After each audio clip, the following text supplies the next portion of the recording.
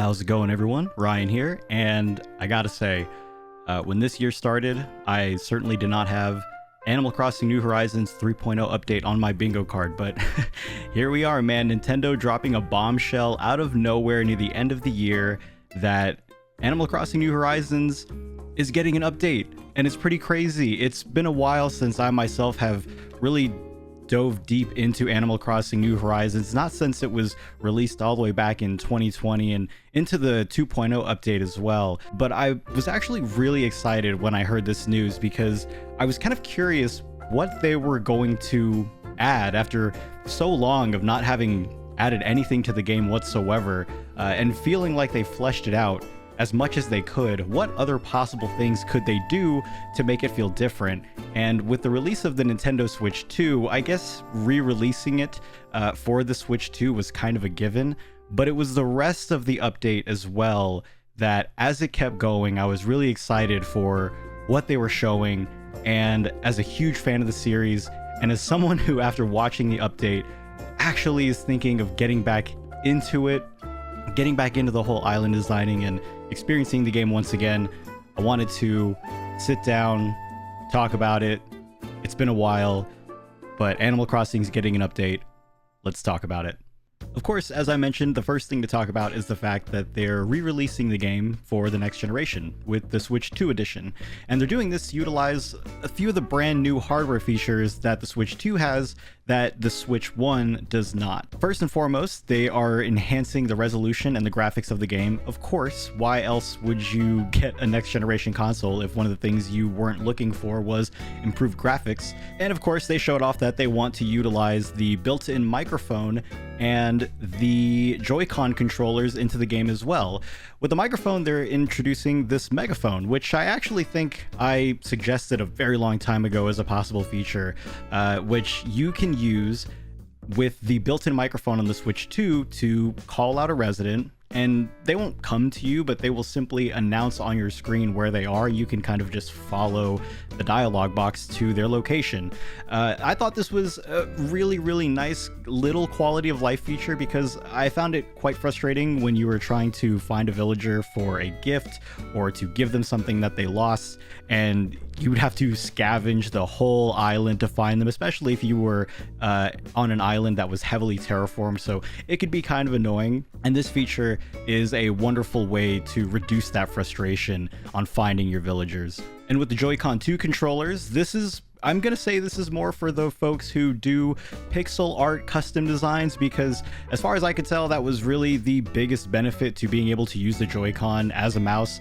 I never really delved that much into making pixel art and custom designs in the game, particularly because I wasn't willing to use a Joy-Con, like a joystick, in order to do pixel art. So giving folks the ability to do it in a way that's a little bit more natural is really nice. And the last hardware feature that is more of a Switch 2 integration than anything is actually part of their online features, and that is, of course, the ability to play with the new camera that's included with the Switch 2. Like most every game on the Switch 2 that utilizes this feature, you get a nice little bubble pop up of what your webcam looks like essentially to everyone else. And I pretty much thought the same thing of this feature as I did when they announced the Xbox Connect.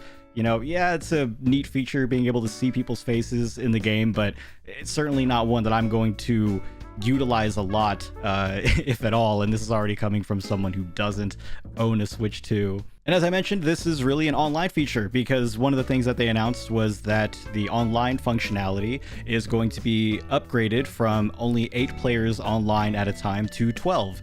The main caveat of this being that unfortunately all 12 people have to own a Switch 2. So if you're a group of 11 and one of you owns a Switch, you're kind of off to the sidelines while your 11 friends play on the same island. But either way, maybe they're thinking eventually everyone will just own a Switch 2 and this caveat will be moot. But as of now, if you're like me and you haven't upgraded, I guess we're stuck with the normie 8 people online limit.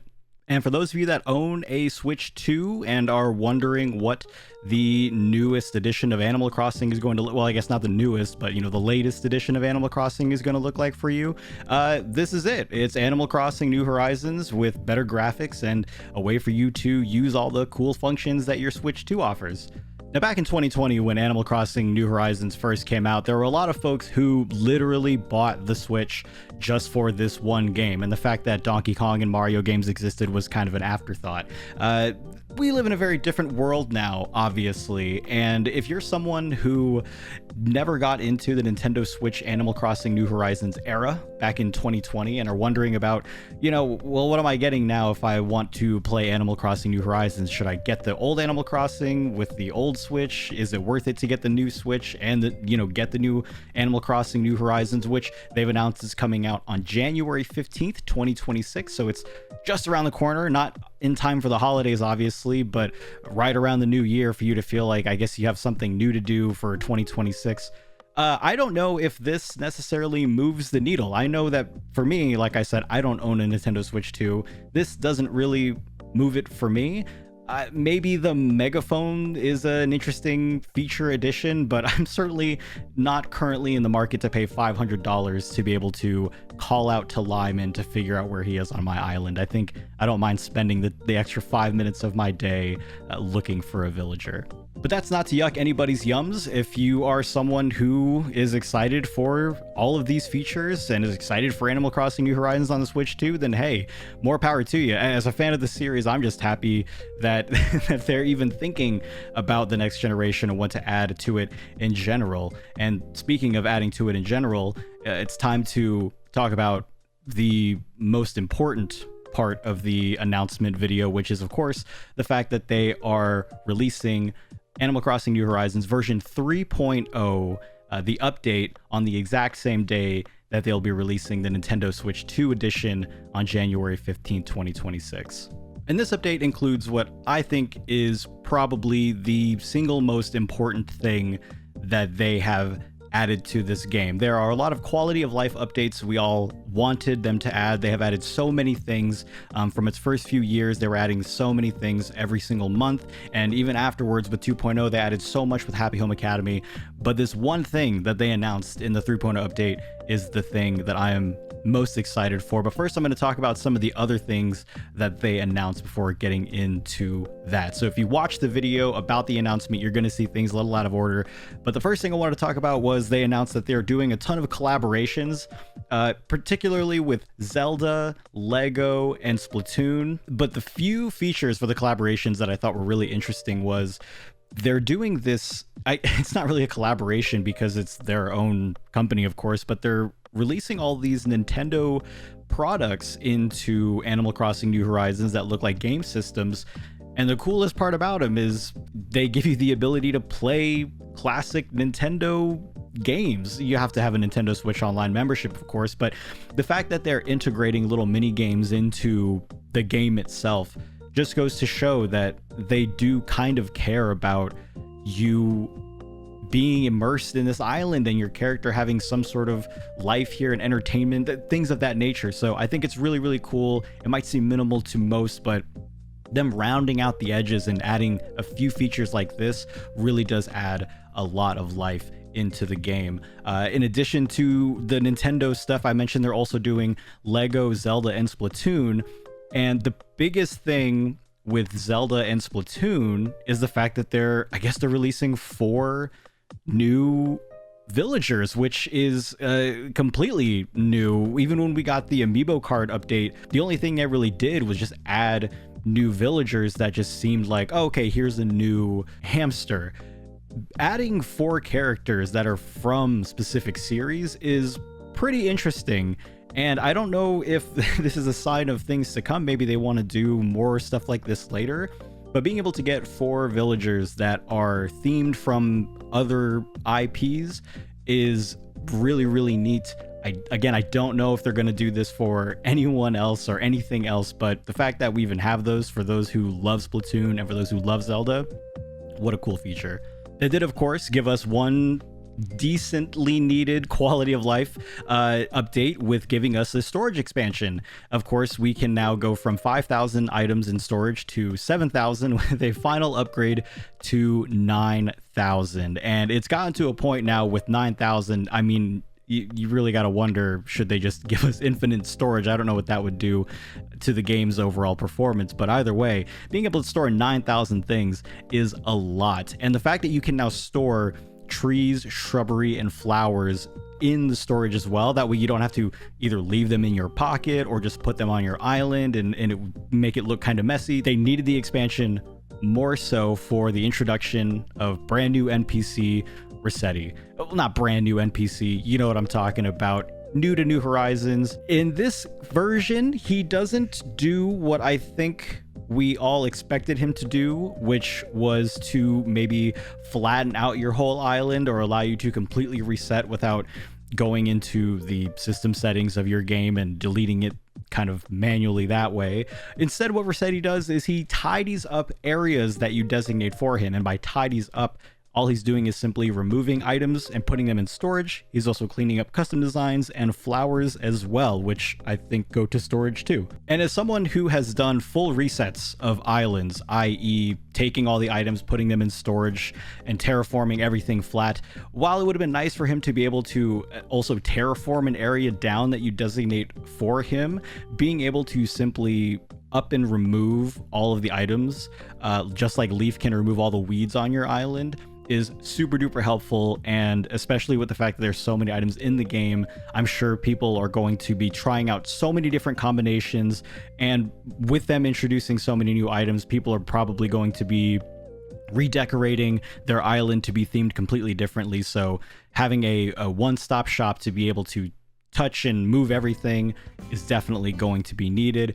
especially with the next update feature that I'm going to be talking about, which is the Pier expansion. And this is what I'm more or less talking about when I'm talking about people who are probably going to be retheming their island a bit, because when I saw this expansion, I even thought about, okay, well, this is an interesting way to anchor what your island could be. Let's go ahead and talk about it. So the Pier expansion is a straight up resort hotel. This is just a straight expansion from the Pier update that we got, where Captain took you to mysterious islands. His family now runs a resort hotel. And for those that were around or bought Happy Home Academy, as you watched the update, you were probably thinking the same thing that I was thinking, which is, oh, okay, so you have random Animal Crossing characters come, they get a room, you're decorating it for them, they stay there, that you show off what it looks like. It's basically Happy Home Academy, except it's not paid for, it's free in the update. Everyone's going to be getting this. So I like this update for everybody because it seems to be a smaller, shrunk down version of Happy Home Academy. Everyone simply gets a room rather than a whole house. Just like Happy Home Academy, there is a new currency, the hotel tickets that you can use to exchange for hotel themed items. And this is where I'm getting into, maybe people are going to be retheming their islands to be more of a resort. People were already kind of doing that by forcing visual tricks like tall buildings and lakeside pools and such like that to make their island look like a resort. To have an actual building on your island that just straight looks like one, I'm sure a lot of people are going to be utilizing to its full potential for the sake of theming. And last but not least, the last part of the update, which in my opinion is the greatest quality of life update that they could have added to the game, and that is Luna's new dream world. Now, when they started going through this process in the trailer, I was kind of confused. I thought the dialogue option was a bit different. I thought it was supposed to lead into like, hey, I want to dream or go to a dream island or something like that. Maybe this feature is going to be integrated and you get to choose which one you want to do. Go to a dream island or slumber island. But slumber island is a way for you to, as far as I can tell, basically unlock everything. You know, in the original game, you have to get your island to 3 stars before you can start terraforming, and even then, when you start terraforming, it's a real pain to get everything the way you want. And so playing just regular Animal Crossing is basically just like your character living a daily life with a job. They take care of stuff for Tom Nook, and then they have to spend all day decorating. And Luna's Dream Island, the Slumber Island, basically does away with all that. You have access to terraforming immediately. You can place items and furniture. You can even just pluck and plant trees and shrubbery from out of thin air. As long as you've seen it, you can basically add it. And in addition, you can choose the weather. So what they've done essentially is they've made it so that instead of having to complete an island and then making a dream island out of it, you can instead just, with full almost Minecraft creativity mode, make an island and have people come visit it. Because that's another thing they advertise too, is you can have people actually come visit these islands. And not only that, they're doing one of the things, and this is not the thing that I'm the most excited about, but they're doing one of the things that we all wanted them to do, which was being able to have multiple islands for one character. But the biggest thing about it, and I already kind of mentioned it earlier, is that with the Nintendo Switch 2 update, yes, you can play up to 12 players if everybody owns the Switch 2, but at the end of the day, you're really only still just playing on someone else's island. You can't really do much with it if you're not on the same console.